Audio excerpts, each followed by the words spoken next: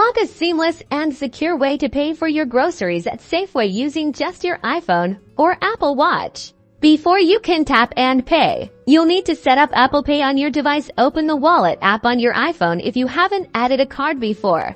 Tap the plus button in the top right corner, select credit or debit card, and then follow the on-screen prompts to scan your card or enter the details manually for Apple Watch. Open the Watch app on your iPhone, navigate to Wallet and Apple Pay, and tap Add Card.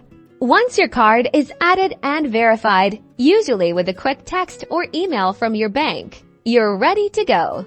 Now, let's head to Safeway. When you're at the checkout and it's time to pay, simply look for the contactless payment symbol on the terminal, which looks like a sideways Wi-Fi symbol.